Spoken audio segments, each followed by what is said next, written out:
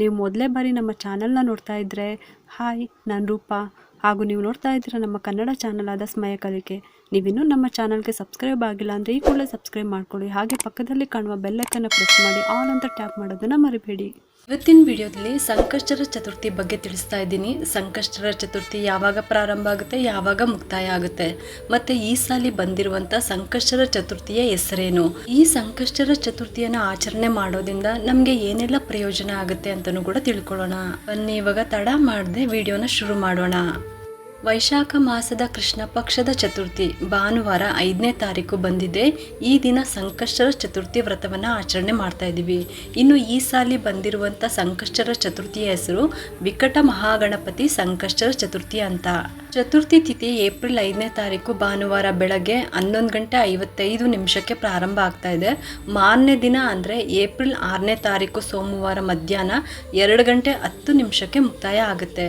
ಸಂಕಷ್ಟರ ಚತುರ್ಥಿ ವ್ರತವನ್ನು ಮಾಡೋದಕ್ಕೆ ಯಾವಾಗಲೂ ನಮಗೆ ಚಂದ್ರೋದಯದ ಸಮಯದಲ್ಲಿ ಚತುರ್ಥಿ ತಿಥಿ ಇರಬೇಕು. ಹಾಗಾಗಿ ಭಾನುವಾರ 5ನೇ ತಾರೀಕು ವಿಕಟ ಮಹಾಗಣಪತಿ ಸಂಕಷ್ಟರ ಚತುರ್ಥಿ ವ್ರತವನ್ನು ಆಚರಣೆ ಮಾಡಬೇಕು.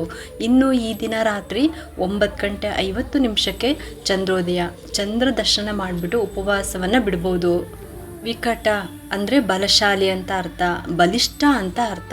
ಅಂದರೆ ಇದರ ಅರ್ಥ ಶತ್ರುಗಳ ಜೊತೆ ಹೋರಾಡಬೇಕು ಅಂತ ಅಂದರೆ ನಾವು ಬಲಿಷ್ಠರಾಗಿರ್ಬೇಕು ಅಲ್ವಾ. ಹಾಗೆ ಈ ಕಷ್ಟಗಳ ಜೊತೆ ಹೋರಾಡೋದಕ್ಕೆ ಆ ಗಣೇಶ ನಮಗೆ ಬಲವನ್ನು ಕೊಡ್ತಾರೆ ಅನ್ನೋ ಒಂದು ನಂಬಿಕೆ.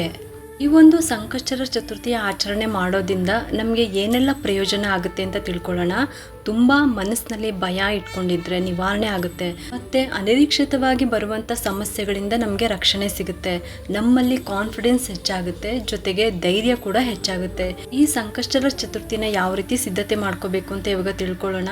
ಇನ್ನು ಈ ದಿನ ಶನಿವಾರ ದೇವ್ರ ಮನೆನ ಕ್ಲೀನ್ ಮಾಡಿಟ್ಕೊಂಡು, ಅಕಸ್ಮಾತ್ ಆಗಿಲ್ಲ ಅಂತ ಅಂದರೆ ಭಾನುವಾರ ಕೂಡ ನೀವು ದೇವ್ರ ಮನೆನ ಕ್ಲೀನ್ ಮಾಡಿಟ್ಕೊಂಡು ಸಂಜೆಗೆ ಗಣಪತಿ ವಿಗ್ರಹಕ್ಕೆ ಅಭಿಷೇಕ ಮಾಡಿಬಿಟ್ಟು ಪೂಜೆ ಮಾಡ್ಕೋಬೋದು. ಉಪವಾಸ ಮಾಡೋ ಅಂಥವ್ರು ಭಾನುವಾರ ಬೆಳಗ್ಗೆ ಸೂರ್ಯೋದಯದ ಸಮಯದಿಂದಲೇ ಉಪವಾಸ ವ್ರತವನ್ನು ಪ್ರಾರಂಭ ಮಾಡಬೇಕು. ಇನ್ನು ರಾತ್ರಿ 10 ಗಂಟೆ ನಂತರ ಉಪವಾಸವನ್ನು ಬಿಡಬೇಕು. ಉಪವಾಸ ಮಾಡುವಂಥವ್ರು ತಮ್ಮ ತಮ್ಮ ದೇಹದ ಸ್ಥಿತಿ, ಆರೋಗ್ಯದ ಸ್ಥಿತಿಯನ್ನು ಗಮನಿಸಿಕೊಂಡು ಉಪವಾಸವನ್ನು ಮಾಡ್ಬೋದು. ಉಪವಾಸ ಮಾಡುವಂಥ ಸಮಯದಲ್ಲಿ ಹಣ್ಣುಗಳು, ಹಾಲು, ಮಜ್ಜಿಗೆ, ಕಾಫಿ, ಟೀ, ಜ್ಯೂಸು ಇದನ್ನು ತಗೋಬೋದು. ಅಂದರೆ ಊಟ ಮಾಡೋ ಸಮಯದಲ್ಲಿ ತಗೊಳ್ಳಿ, ಆವಾಗ ತಗೊಳ್ಳೋದಕ್ಕೆ ಹೋಗಬೇಡಿ. ಭಾನುವಾರ ಬೆಳಗ್ಗೆನೆ ಪೂಜೆ ಮಾಡಬೇಕು ಅಂತ ಏನೂ ಇಲ್ಲ. ಮಧ್ಯಾಹ್ನದ ಮೇಲೇ ಚತುರ್ಥಿ ತಿಥಿ ಪ್ರಾರಂಭ ಆಗ್ತಾ ಇರೋದ್ರಿಂದ ನೀವು ಆರಾಮ್ಸೆ ದೇವ್ರ ಮನೆನ ಕ್ಲೀನ್ ಮಾಡ್ಕೋಬೋದು.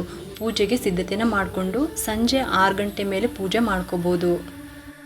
ನಮ್ಮ ಮಕ್ಕಳು ಒಳ್ಳೆ ವಿದ್ಯಾವಂತರಾಗಬೇಕು, ಜೀವನದಲ್ಲಿ ಮುಂದೆ ಬರುವಂಥ ಸಮಸ್ಯೆಗಳೇ ಆಗಿರ್ಬೋದು, ಕಷ್ಟಗಳೇ ಆಗಿರ್ಬೋದು, ಅದನ್ನು ಎದುರಿಸೋವಂಥ ಶಕ್ತಿ ನಮಗೆ ಇರಬೇಕು ಅಂತ ಅಂದರೆ ಈ ಒಂದು ನಾವು ಗಣಪತಿ ಪೂಜೆನ ಮಾಡಲೇಬೇಕು. ಇದಿಷ್ಟು ಕೂಡ ಸಂಕಷ್ಟರ ಚತುರ್ಥಿಯ ಪೂಜೆಯ ಸಿದ್ಧತೆಯನ್ನು ಮಾಡ್ಕೊಳ್ಳಿ. ಈ ಒಂದು ಉಪಯುಕ್ತ ಮಾಹಿತಿ ನಿಮ್ಗೆ ಇಷ್ಟ ಆಗಿದೆ ಅಂತ ನಾನು ಭಾವಿಸ್ತಾ ಈ ವಿಡಿಯೋನ ಮುಗಿಸ್ತಾ ಇದ್ದೀನಿ. ಈ ವಿಡಿಯೋ ಏನಾದರೂ ನಿಮ್ಗೆ ಇಷ್ಟ ಆಗಿದ್ದರೆ ಒಂದು ಲೈಕ್ ಮಾಡಿ, ಶೇರ್ ಮಾಡಿ, ಮತ್ತು ಸಬ್ಸ್ಕ್ರೈಬ್ ಮಾಡಲು ಮರಿಬೇಡಿ.